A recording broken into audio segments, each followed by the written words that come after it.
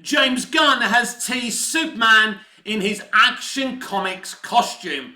But we've got to be very, very careful here. James Gunn has teased many comic book panels, then came out and said, look, I teased All-Star Superman, but it doesn't mean I'm making All-Star Superman. He's not. But the vibe of the relationship between Supes and Lois in All-Star Superman will be a thing in his movie. But when you start teasing comic book panels, people take them literally. But I'm not here today to criticize James for doing this. I have in the past. It's all right now. He's starting to make Superman Legacy very soon. They're into pre-production already. So will Superman be wearing his Action Comics original costume in Superman Legacy? Maybe, maybe not. Now, I made a mistake on Twitter yesterday and said, maybe James Gunn's Superman is the 1938 Superman, or maybe he's been Superman since 1938. That's not possible because James has already told us that David Corenswet's Superman would have only been Superman for one whole year. So let's just say we do see a Superman in this movie that wears the Action Comics #1 costume. How is it possible? Two ways. It's a multiversal DC movie, or this could be a time travel movie. Maybe Superman goes back in time. I don't know, but it is very interesting. Now, I've been talking about for many years that I'd like to see Superman at least wear the Action Comics #1 costume in a flashback scene. I wrote a script for Superman, my very own story, and I did a flashback of Superman in the Second World War wearing his Action Comics costume. I purposely did this so at least for a few minutes or a few seconds we can actually see Superman in live action wearing that costume. It'd be very interesting. In fact, you could have an opening credit sequence of the different costumes, Superman wearing the different costumes in different eras if he starts in 1938. But because Corenswet's Superman is only Superman when we first meet him in Superman Legacy for 1 year, that doesn't seem possible. Unless this is a multiversal movie and we see different multiversal versions of Superman, even versions we haven't met before. I think James Gunn is going to make a different type of Superman movie. I think creatively, James Gunn is a bit of a madman and he's going to do something that's a little bit out there, but something that can attract all centers of the audience, which is vital now. So when you cast, someone like Rachel as Lois Lane, when you look at Rachel, it's like you've stepped into, a time force field and you've gone back into the past. I saw her in an interview lately, and Rachel Brosnahan just looks like she's from the past. And, that's a good thing. That's not a criticism. Could this film be set in another time? I spoke about that a little bit yesterday. I wouldn't be opposed to that. And with the casting of Rachel and her performance, is it in the fantastic Miss Maisel, I think it's called, where it is set in the past, that could be the reason that she's been cast in this movie. We'll have to wait and see. I don't think we're actually ready for what this movie is. I don't think it's going to be what we all assume it's going to be. I don't think it's going to be a typical Superman movie. It's certainly not going to be an origin story. That's something that James has made clear. Now, maybe it won't be set in the past, but maybe we'll see the past. Look, if he calls a film Superman Legacy, and we already know that he's not going to kill Superman off, he's promised he won't, because that's what I thought Legacy meant. It could be that Superman Legacy means, different versions of these versions of Superman, and celebrating that. That could be a kind of Spider-Verse scenario. It could be. It may not be. It may just be in its own universe, and we know this is a universe where superheroes exist, or at least the authority exists. Let's talk about the authority. You know, if you're like Aaron Fisher, I think his name is, from my review, he says, it's a dumb idea to introduce the authority. I don't agree. I don't mind being introduced to lesser graded DC characters. In fact, it's about time too. Ask Plastic Man fans, ask fans of the authority, there are fans of the authority, ask fans of the Justice Society, ask fans of different corners of DC characters that have never had the live action treatment. So I'm not against the authority or Creature Commandos. I want to know more about these characters. I want to see different corners we haven't seen in the DCU before, in DC live action before. It's important. Aaron Fisher from my review just says, I just want to see the Trinity. Well, I think that's very, very boring, Aaron. Now, Superman's my favourite character. I adore Wonder Woman and I adore Batman. But no, if you're going to create an interconnected DC universe, I want to see the Trinity, and we will see the Trinity in James Gunn's universe, but I also want to see characters I've never read about before and I've never seen in live action. And there's nothing wrong with that. But of course, we know that Aaron has a bit of an agenda. Now, as you all know, I love the Snyderverse as well. And who knows, Henry Cavill's Superman may even pop up in Superman Legacy. I'm not convinced that that won't happen. But no, I think it's wrong to say that you only want to see the Trinity being represented. I want to see as many at least of these DC characters as possible. I was watching the pilot of Arrow the other day. It's one of the most beautiful pilots ever made, so emotional. They gave Green Arrow the Batman Begins treatment, and in those first 2 seasons, give or take a few bland filler episodes, it was outstanding. And if not for the introduction of Felicity Smoke, it could have been one of the great versions of Oliver Queen. It was for a short time. When it was just Diggle and Oliver, and Oliver's mum and Oliver's sister, Thea, actually the name of my beautiful sweet niece as well. It's a great name. But yeah, and we had, Laurel Lance, and, there was romance between them. There was something between them. And that was great. That was better than Felicity Smoke. But they ruined it. So I want to see a Green Arrow. I believe we will see a Green Arrow in James Gunn's new DC universe. And I'm here for it. I want to see these different characters being represented in the right way. And James Gunn has an opportunity to do that. We're going to get a Superman movie with a fully functioning world of heroes. And that's exciting. I don't know how many heroes will be referenced in this movie or being represented in this movie, but I'm here for it. I am not tired for the future of DC. I'm just tired by its past. The Flash movie didn't make me less inspired for the future. My only agenda is to see a great DC universe represented, both in DC Elseworlds and in the DCU.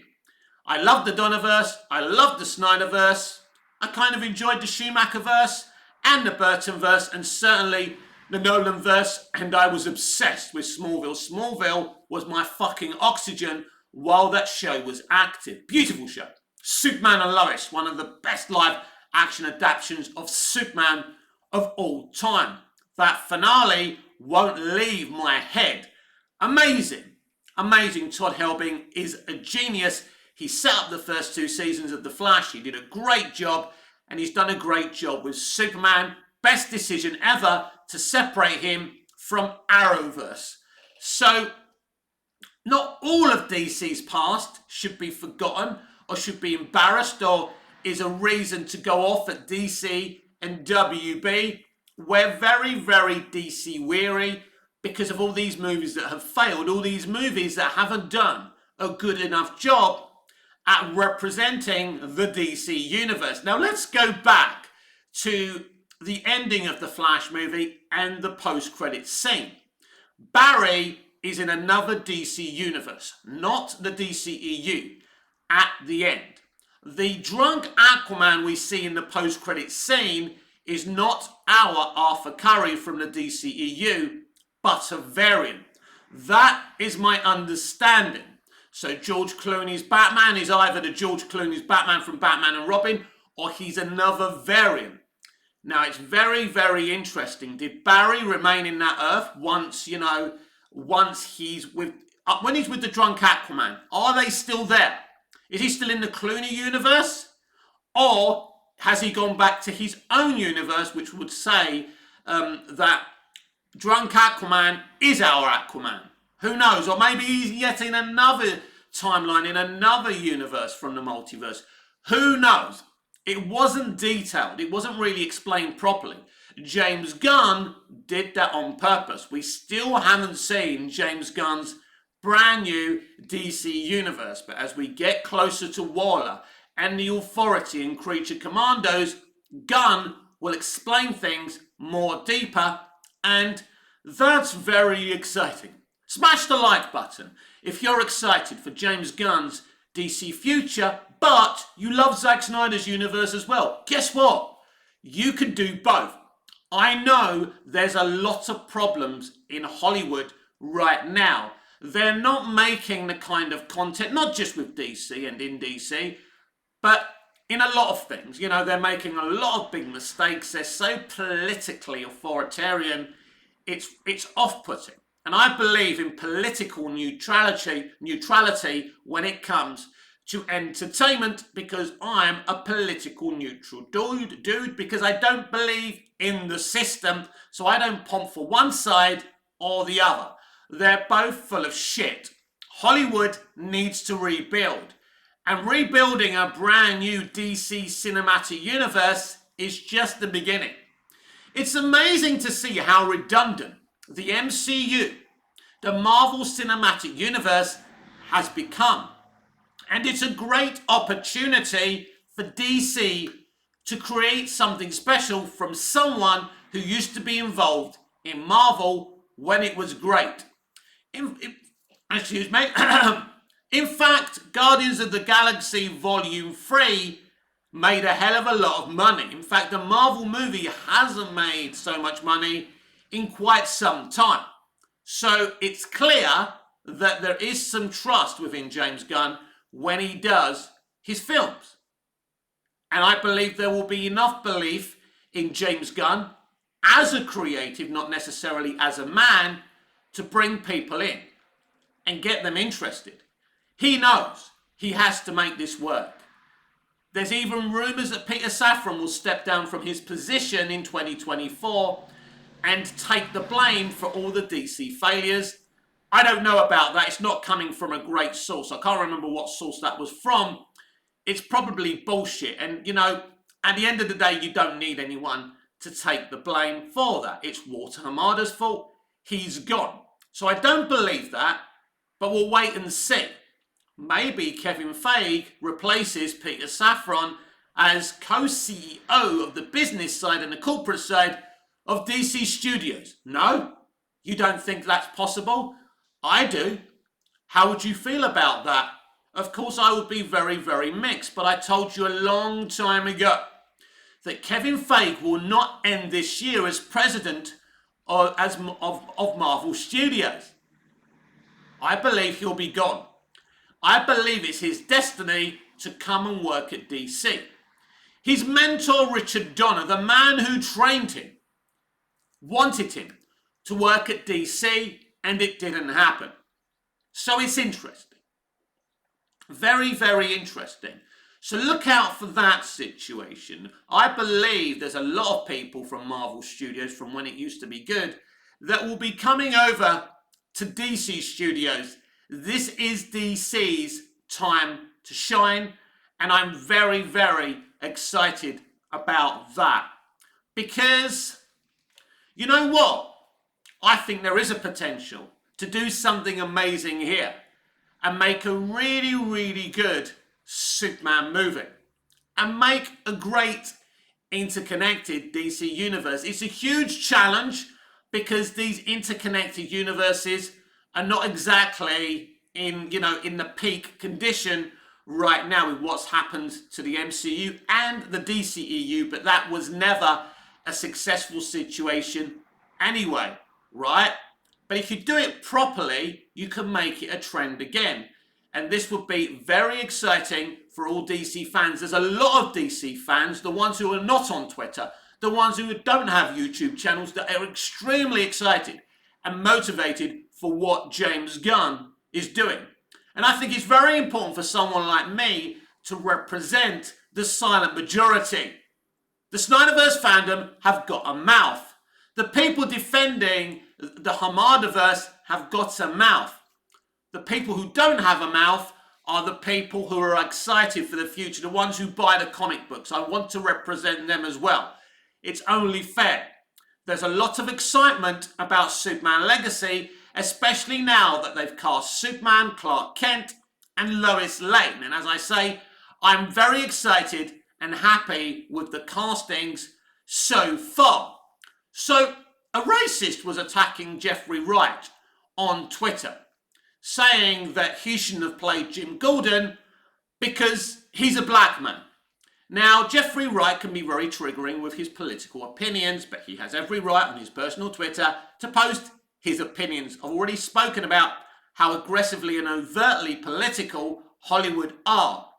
But we've got to be very, very careful here. I am not a supporter of race bending, but I am a supporter of casting the best people to play these iconic DC characters. Jeffrey Wright as Jim Gordon is the best actor for the job.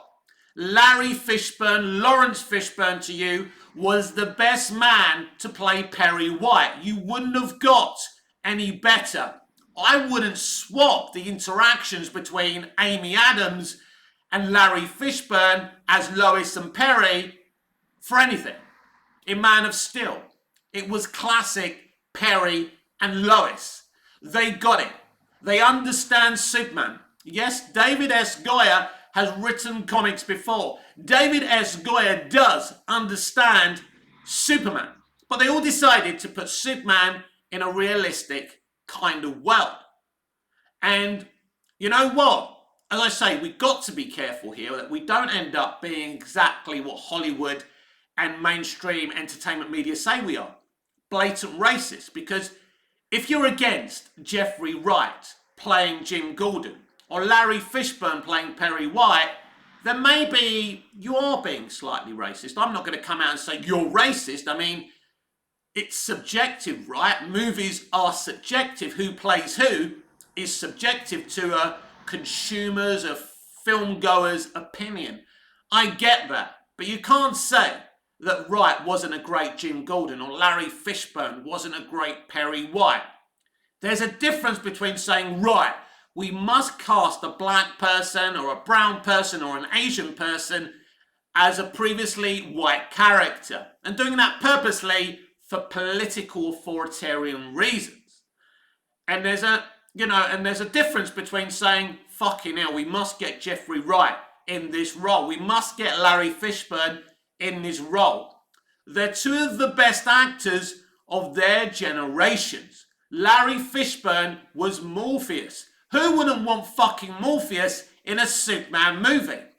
He's not playing anything like Morpheus, although I did have a theory in the early days of the DCEU that he would become a bit like Samuel L. Jackson's Nick Fury, and he'd bring the Justice League together. And he was a secret agent working for Amanda Waller, and basically, yeah, he was working at the Daily Planet just to keep an eye on everything. I thought that was an interesting idea, and it would never have happened, but I thought that would have been really cool, and it would have given Larry a lot more to do, which he deserved. So yes, we've got to be very, very careful here when we talk about race swapping and race bending, and when it's done for the right reasons and when it's done for the wrong reasons. And in terms of Larry Fishburne and Jeffrey Wright, it was absolutely done for the right reasons. And you know, as I say, you've got to be extremely careful with these subjects, because otherwise we do end up being racist. Now, I may have a skinhead, I may shave my head every day, but I don't believe I'm a racist. I grew up an olive skin, Greek Cypriot, Anglo-Greek Cypriot young boy.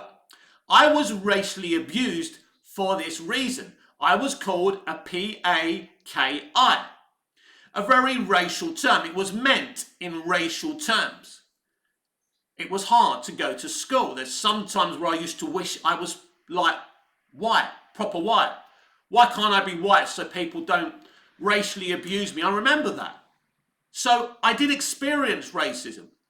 And we've got to be careful here, because there are some people on the internet, although they are saying very good things about Hollywood, they are overtly right-wing, and they do have a reason for what they're saying, why they're saying what they're saying. So you've got to be careful who you support on the internet. But I'm not a political person, so I enjoy Nerd Roddick. I think he says a lot of factual things about the industry, but when it comes to him talking about politics, I don't agree with him at all. Same with Jeremy from Geeks and Gamers, that Star Wars girl. I don't give a shit about their politics, and I don't agree with them politically, but I agree with their stance on entertainment. But what is their motivations for talking against Hollywood? Is it political, or is it because they love the way this industry used to be? I hope it's the latter, but I do subscribe to these people because I think they're doing a good job in exposing what's going on in Hollywood today. When you hear a man like Anthony Mackie saying, we've got to keep on working, we've got to do a deal, SAG-AFTRA has to do a deal, otherwise who's going to play these roles? YouTubers? Ha ha ha. That's how triggered they are by YouTubers. Nerd Roddick has really damaged Hollywood. You wouldn't think a former ex-comic book owner, comic book shop owner, would have the power to do it. But the power of words are very powerful. And when you make people angry, this is what happens. You bring people, ordinary people, into creating platforms to fight you. And Hollywood is on its knees because they went to war with their own customers. This is what happened when we were fighting for the Snyder Cut. They went to war against us. We're a toxic minority. If we're a toxic minority, we're no threat to you. Make your minds up. Do you remember when Hollywood was the apple of our eyes? Growing up, we wouldn't hear a word against Hollywood, would we? Now we can't stand them. As a kid, I would never have spoken out against Hollywood. I wanted, to go to Hollywood, which I did, but I wanted to live there. I wanted to collect my Oscar. I loved it.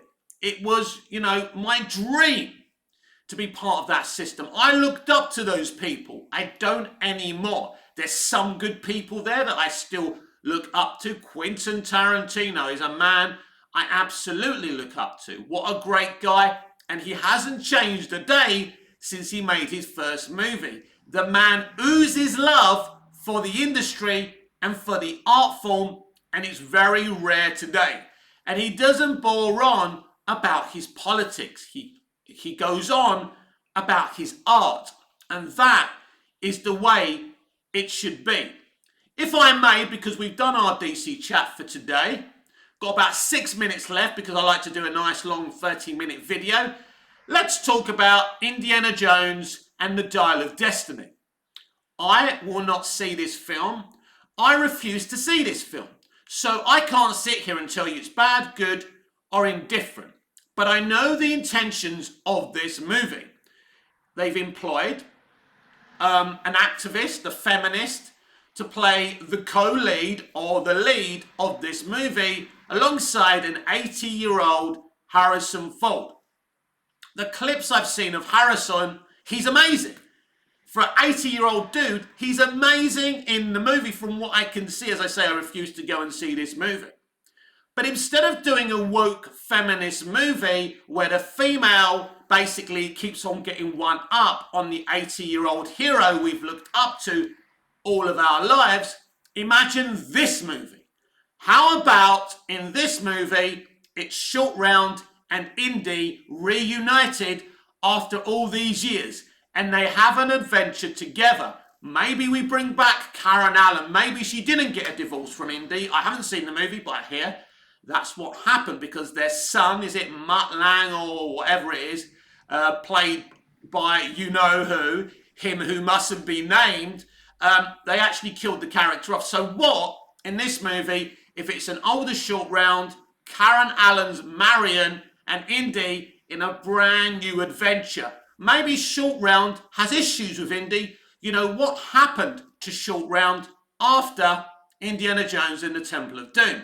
Did Indy desert him? Are there any feelings of resentment? They sort them out. They become friends again. And they have this kind of Riggs and Murtaugh kind of adventure. What a beautiful way.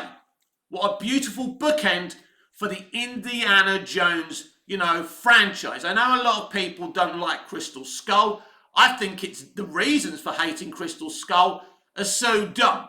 You're so pissed off that George Lucas turned a skull into an alien skull, or he hid in a bath while there was a nuclear explosion. I don't care, it's fantasy. And you shouldn't be angry because the skull was fucking alien. The hate for Indiana Jones and the Crystal Skull is as illogical as the hatred for the Star Wars prequels. And look what you did. You made George sell Lucasfilm to get revenge on you haters to Disney. And look where we are today. So that would have been an amazing film in my book.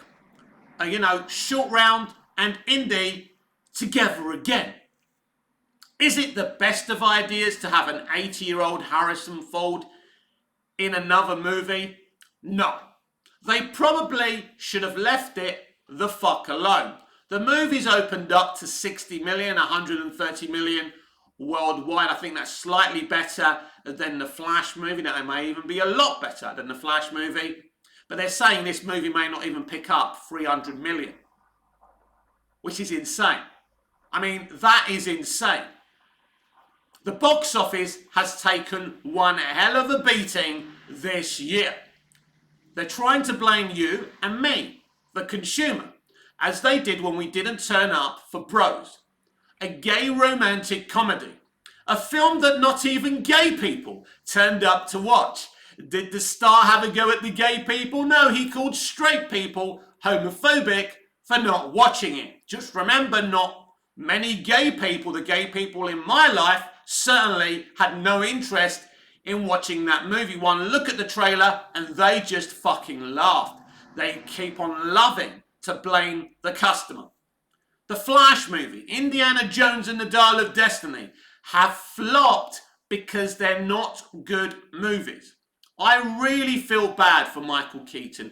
I really feel bad for Harrison Ford. You see them in interviews and you want to give them a hug. We looked up to these men. I still do. It's not Harrison Ford's fault. As I say, he's the best thing about the movie. Don't listen to this shit. I know I haven't seen the movie, right? But I've put all the bits together. And I've seen them. And he's fucking amazing. And for me, from the clips I've seen, he's the best thing about the damn movie. At 80 years old, he's moving about. He doesn't look tired. He's 80 fucking years old. But he's very fit. Although we were calling him too old to make an indie movie during Crystal Skull when he was 60, or at least in his 60s. I enjoy Indiana Jones and the Crystal Skull, or whatever the full title is. I think it's an okay movie. Is it as good as the first three? Did I enjoy it as much? No. But is it a good little adventure? I think it's outrageous. Yeah, yes. I think it's outrageous, the hate that Crystal Skull gets. I really do. It's a great cast. It works. But here's the problem. On doing another indie movie, no matter how old Harrison Ford is, after Indiana Jones and the Last Crusade, we saw a movie, a two-hander, between Harrison Ford and Sean Connery. Two actors of great ability and great talent and great screen presence. They should have left it alone. George Lucas probably should have left Star Wars alone after Return of the Jedi, if we're being honest, even though I loved the prequels. Hollywood always want to make the other one and make more money and make more money. That's what that community is built for. That's their oxygen, making more and more money. But the more greedy they get, the more mistakes they make.